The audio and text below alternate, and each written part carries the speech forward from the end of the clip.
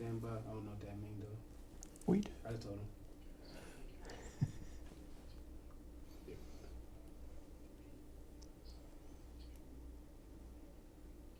Gotcha.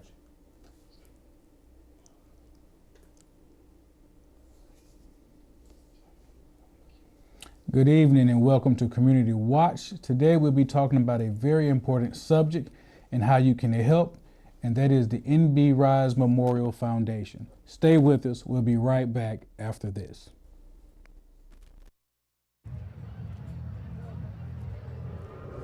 Looking for these? You drive buzzed. It could be one very expensive ride. First, you gotta make bail. Then pay me to get your car back. Your insurance premiums will go through the roof. And my legal fees just keep adding up. All told, it could end up costing you $10,000. Nothing kills a buzz like getting pulled over for buzz driving, because buzz driving is drunk driving.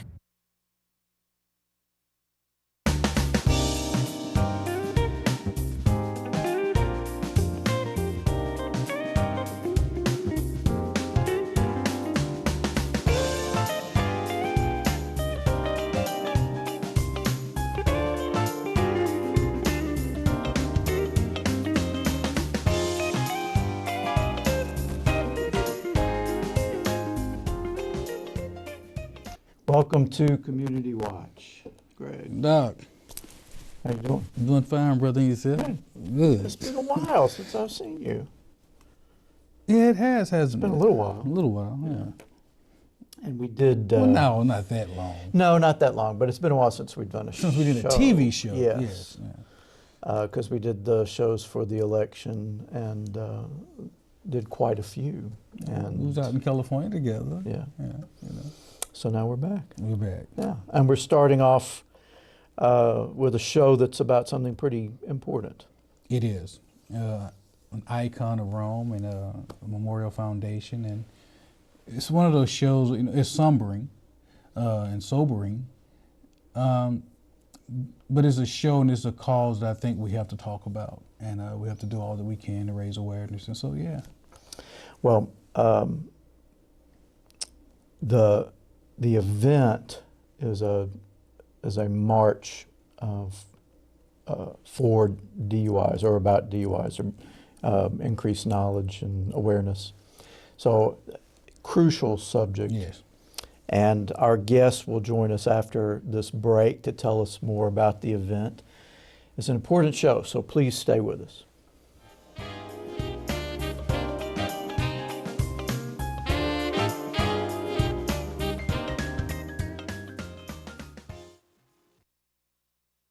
Your life is filled with opportunities to show the world you can take charge. It's waking up each day with a mission. It's working each day toward a goal. It's choosing to rise. It's charging forward with a purpose. It's changing the course of your life and taking charge of your future. If you're ready to be a Take Charger, enroll at Georgia Highlands College today. Welcome back to Community Watch. We're very happy to have with us Ms. Julia Russell and Ms. LaShawn Berry. Welcome, and welcome back. Well, thank you, thank you. I enjoyed the last time, and I thank you all for taking the time to listen to us, to see what we had to say, and to learn more about who we are. Well, it sounds like that's a good place to start. Okay. So who are we? We represent the Nambi Russell Memorial Foundation. My husband was killed March the 30th, 2014, if you remember, in a head-on collision that was caused by a drunk driver. And he was not spared in that car. His life, he lost it at that time, but I was spared. I'm a woman that has had 14 surgeries, 2 procedures, that said I would not walk and only a 20% chance to talk, but thanks be to God that God have beat all of that for me. And so my goal is setting up the foundation and bringing the community to be aware of the consequences and the domino effect that DUI can have on the individual, the individual families, the people that are attached to the individual. And that's why I say it's a domino effect, because when I lost my husband, my children lost their father. My grandchildren lost their pawpaw. Thankful Baptist Church, where he was a pastor for 23 years here in Rome, and he served throughout the community, even Floyd County. And so it has a domino rippling effect, because all of those that knew him and the work that he was doing in the community, in the church, it has impacted them. And he had started a ministry in Liberia 2013 and never have a chance to go back. And so I know those people was affected by it as well. So Mr. Greg and Mr. John, my thing is, if I can do whatever to cause people to think before they drive, and you know, it would be tremendously if it's just one person, because I know the suffering, the pain, and the hurt that comes with it. And I'm not a bitter woman. I'm a grateful woman. And so I say I'm not bitter because I want to help others.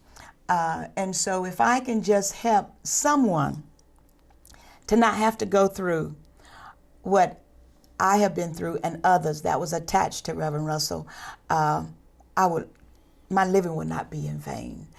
And so therefore we decided, because of the holidays, the major holidays getting ready to come up, which is Thanksgiving, Christmas, and New Year's. And we know that people will abuse substance, and it's just not alcohol, but people will abuse substance, things that alter their thinking, their action. And so if we can get them to think and get them a designated driver, or not drive at all, so that they will not cause harm to someone, then that's what we really want to do. So we decided to have a march November the 16th. We will convene at Martin Luther King and 935 Spiderweb Drive, which is right there at Thankful Baptist Church, at between 8:15 and 8:30. And then what we will do, we will march down to City Hall. And on the steps, I will give a little bit of my testimony, but we're going to pass out literature that people can read, that have statistics in it. It will even have, we develop a flyer so that we can give them more information about us, what we are really about, what we really do, why we were started. So we're going to give them literature, because part of the RISE, if you notice, it says reaching, involving, serving, and educating. I think a lot of time people make choices because they're really not educated about it. They know what substance do, alcohol can make you drunk, but what else can happen in the process of me getting drunk? So I think if we give them some literature with some statistics, and they can take it home, they can read it, and maybe if it's not for them, but lay it on the table and somebody come visit, pick it up, maybe it might be for them. So I think educating people is a very integral part of people changing their habits, because all of us are creatures of habit of one thing or another. And so in order to change that habit, you have to know how to change that habit, what the effect of that habit, what is the consequences of that habit. Say, like for instance, weight. We all want to lose weight. But if I continue to eat and never read about how I can challenge myself to change, then I'm not going to lose any weight. But if I can get some literature and start reading and get serious about me changing, then I think I can change my eating habit, because I'm educated about it. Now, Ms. Russell. Yes, sir.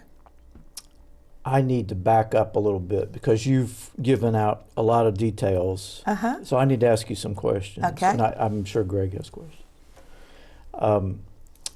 One thing that you talked about that I think maybe people don't think about enough is how, when there is a DUI and an accident, how much it affects people beyond just the ones who are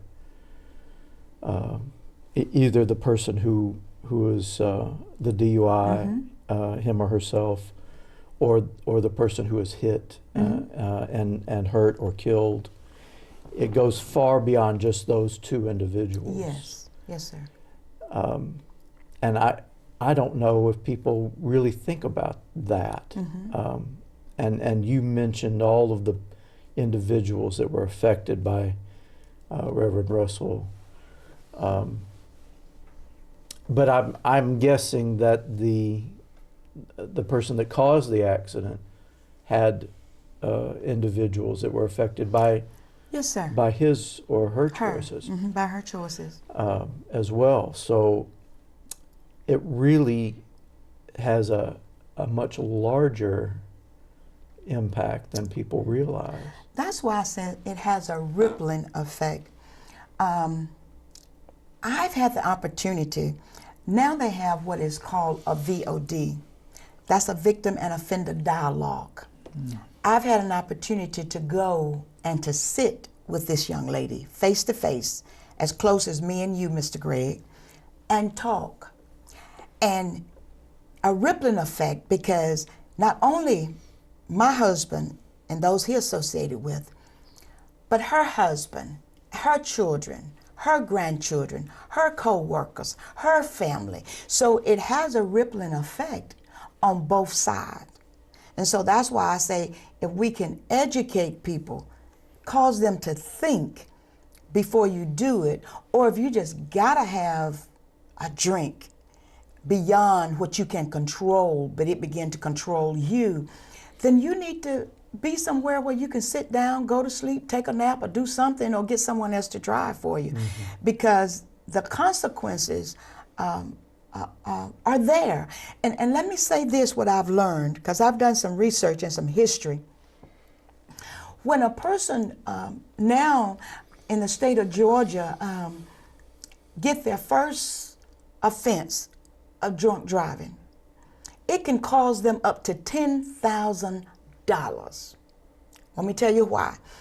Because now you got to get this machine to put on your car to be able to drive it. You blow in it, it'll let them know that you are not drunk, it'll start. That costs money to get that device put on your car.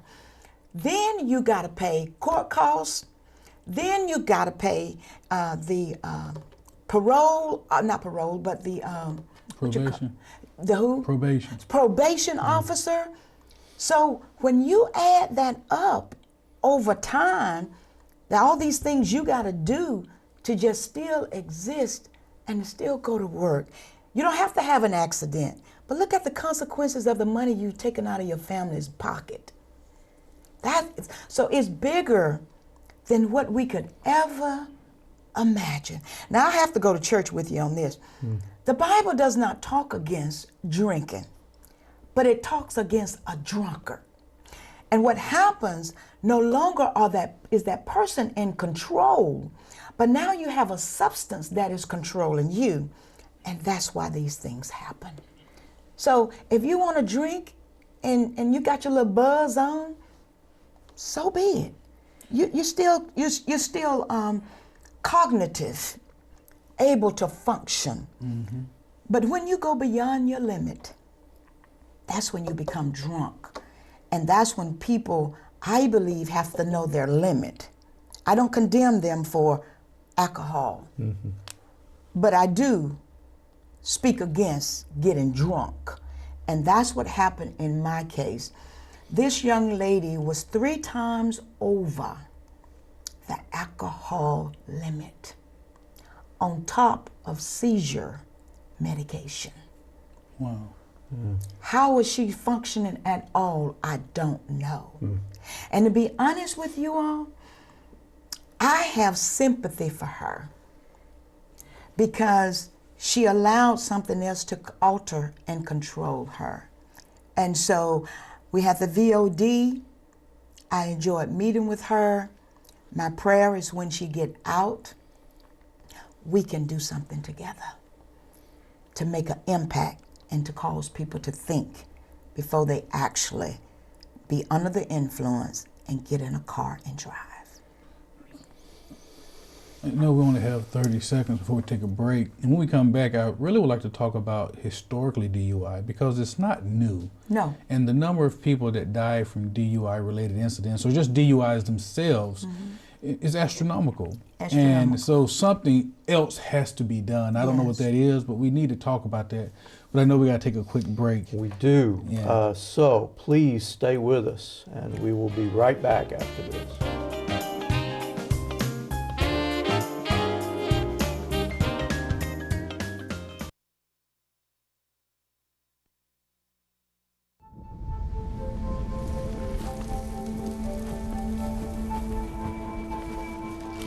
Eva Marie smoked 12,000 packs of cigarettes over 15 years.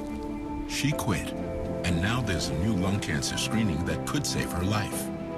You stopped smoking, now start screening. No matter how much you've smoked, early detection could save you. Talk to your doctor or learn more at savedbythescan.org. Welcome back to Community Watch. We're having a conversation with Ms. Julia Russell and Ms. LaShawn Berry. No, with Miss Russell. We're not done yet. We're not done yet. We got a ways to go. We got a ways. About an event coming up to bring awareness to DUIs. So I know Greg has some deep questions that are coming, but before we get to that, can you remind us again of the particulars of the event itself? Yes, we're having a DUI awareness march that will start at 935 Spiderweb Drive, MLK Boulevard, right there by Thankful Baptist Church, between 8:15 and 8:30. The march will start there, but we will end on the steps of the City Hall, where we can talk for a few minutes, pass out some literature, and then we will have refreshments in the Carnegie building. Okay. And what date again? November the 16th. November 16th. Now, before we went on break, Ms. Russell, you know, I was joking about Ms. Berry having said anything, but it's obvious your passion to make a difference out of this. Yes, sir. Not be a victim of this. And it's almost amazing to me, and this is another story to contradiction. I mean, alcohol-related deaths and incidents are astronomical. Yes, sir. I mean, in all sorts. And I drink, but it's almost like we don't address the elephant in the room. We have to do something. And when you drive during the holidays, you see the sign, the number of fatalities from road and drinking and all of these things. And it just makes me wonder, I'm wondering if people just don't know their limit. Because I know myself, I have been out and you drink and you wonder, am I legally drunk? I feel fine. I feel great. I think I'm good. But what would you be if you blew? What would the legal limit be? And I'm sometimes wondering if just people just don't know what their limit really is, because in our mind we always think we can drive. We always think we in control, but clearly that's not true. That's a good point, because I believe that people feel that the reason they do it because they believe that they're okay. Their driving ability is not impaired. They believe they're okay, but I think that if I was in the room with you and I see you drinking and I love you, I won't let you have no keys to drive home. I think what we need to do, we need to have what I call accountability partners. You need to hold me accountable. Even though we're out partying, having a good time, you need to hold me accountable. I need to hold you accountable. And in that, we both need to realize, hey, it's not worth it. Man, I saw you done had 3 drinks. I done had 3 drinks. It's not worth it. Let's get us an Uber. Let's call grandmama, granddaddy, or let's just stay where we are for a little while. And I think it's gonna take some education, like I said, and some people becoming conscious that, hey, it's not a matter of can I handle it, or you feel like you can handle it, but do I really want to do this because of the effects that can happen? Because I think, and if you don't, you take a risk. because you think you're okay. Yeah. Yeah. Ms. Berry, Yes, how you doing over there? I'm great. So, have you been involved with the foundation previously, or is it just this event that has? So you've been previously. Yes. So what is it about this event that you feel people really need to be mindful of? Well, I would have to say from experience, definitely witnessing the situation with Miss Russell and family, friends just being out to see the result of drunk driving, it's real to me. It's not just an event, and it's not just we're going to reach out and try to do this and try to do that. We need to try to save lives. And I've seen people driving altered and praying, Lord, I hope they get home, or things like that. So it's real to me. So I know firsthand what it can do, being family, friends, being out personally with people, that won't listen, and you saying, okay, Lord, I don't want to be responsible for letting them go, so it's real to me. That's an important point too, because part of what you are doing, both of you with this event, is not only to bring awareness to those individuals who might themselves be drinking too much, but to the rest of us who see it happening and have the ability to stop someone from driving. Yes, sir. Yes, sir. Because that responsibility is ours as well. That's true. That's true. And too many, as Mr. Gregg said, there are too many fatalities because of DUI. And like I say, if we can deter or alter the thinking of just one person at a time, that person can reach another person, that person can reach another person.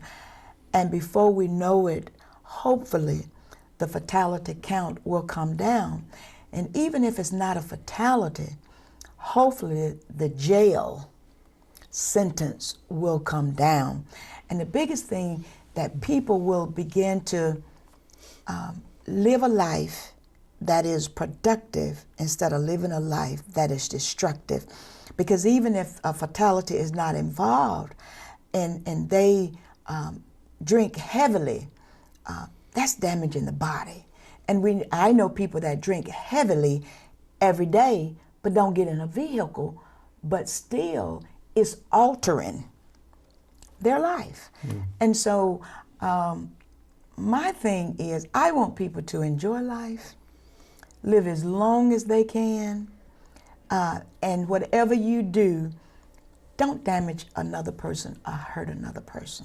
And that's why even with this young lady that this happened with my family, I told you about the VOD, I agreed to it because first of all, I wanted her to know that I forgave her. I can't bring my husband back, but hopefully what I can do is make an impact that nobody else will have to go through what I experienced and others experienced through this ordeal. And so with meeting with her, my thing is to make sure she's okay, because mentally, physically, and spiritually, I'm okay. So when she do get out, because she only got 5 years, so when she do get out, hopefully and prayerfully, my prayer is that when she come out, she would be just as eager, just as enthusiastically as I am about making a difference. You can't make people, but I believe if you put it before them long enough, and thank you all for helping us to put this before them, if you put it before them long enough, and if they're willing to change, change will take place. You know, it's interesting that you say when you was talking about accountability partner. And I guess that's part of it too that jumps out at me, because I have a group of friends and we drink, and we drink heavily sometimes, but we would never let someone leave where we're at, even if they are. No, man, Hold them accountable. Yeah, and you know that going in. Like, no, I need your keys, or no, I got you, or even call their spouse or somebody. Look, you need to come pick him up. I mean, so I do think as a culture, we have to build this accountability where we help people, or we hold each other accountable. Because the last thing you want to do is find out the next day a person you loved was in an accident, they took somebody's life, or their life was taken.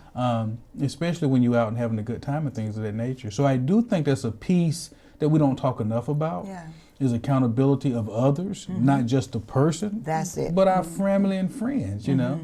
And because I do think that goes a long way. Because see, when you even said that, Mr. Greg, when we think about all those that are attached to us, a lot of times life is not so much, it's not about you, it's about those that are attached to you. And so when you think about that in drinking, then just stay where you are. Take a squat, and either, like you said, call somebody to come and get you. Because I got to, for instance, if I'm drinking, I got to think about my children, my grandchildren. No, it ain't worth it. Take a sit down somewhere, or get somebody to come and get you. Question though, the NBRise Memorial Foundation, is that new? I know y'all have had events every year, but has the NBRise Memorial Foundation, the naming, I guess, or the branding, is that something new? No, sir. When we advertised before, we just said the Nambi Russell Memorial Foundation, but what it actually stands for is RISE. Okay. It's still the Nambi Russell Foundation, but the logo is the RISE, the Nambi Rise, which is his initial, and then the RISE at the end. So saying reaching and serving, educating, yes sir, involving, yeah. Also, now I know you're having this in November. Is that the in the month and the date around the same time that it happened, or are you just picking this because of the holidays, the November timeline? Picking this because of the holidays. Okay. Because we're getting ready to get into a season where people are going to do their thing. That's what I call it. And so hopefully we can cause them to think, or somebody can shed some light and say, you know, we just went to that march, man. You know, you need to sit down. You know, girl, you need to sit down. So we focus as it being the holidays, because the accident was March the 30th. Okay. But anytime, like I say, you can educate, is always a good time. And that makes a lot of sense to have it before the holidays. Yes, sir. Yes, sir. We are coming up on another break. When we get back, I want to give the details again for the actual event. Okay. But I want to thank you now for not only being on the show, but for putting this event together. Well, thank you. I have an awesome committee. I mean, they're go-getters. But having the right spirit, though, that's what I love most. Yes. The spirit of forgiveness. We work real good as a team. There's 10 of us, and we work very good as a team, and all of them have titles in the foundation and responsibilities that they carry out. Yes, sir. Well, we have to take a break here. We'll give you the details on the event when we get back, so don't go away.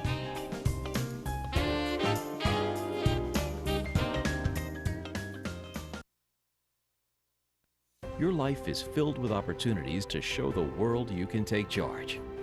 It's waking up each day with a mission. It's working each day toward a goal. It's choosing to rise. It's charging forward with a purpose. It's changing the course of your life and taking charge of your future. If you're ready to be a Take Charger, enroll at Georgia Highlands College today. Welcome back to Community Watch. We've been having a conversation with Ms. Julia Russell and Ms. LaShawn Berry about a very important event coming up on November 16th, which is a Saturday. Yes, sir. An DUI awareness march. And remind me again where people are to gather that morning. We are to gather that morning between 935 Spiderweb Drive and MLK Boulevard, which is right there in front of Thankful Baptist Church here in Rome. And we're also asking, because my husband loved cowboy boots, and we're also asking for those that have cowboy boots, put your boots on, because he used to step in those boots all the time. That's so we right. encourage them to wear their boots, but if you do not have boots, come anyway and help us in this effort. 16th, be there. Thank y'all. And thank you for being with us. We'll see you next time.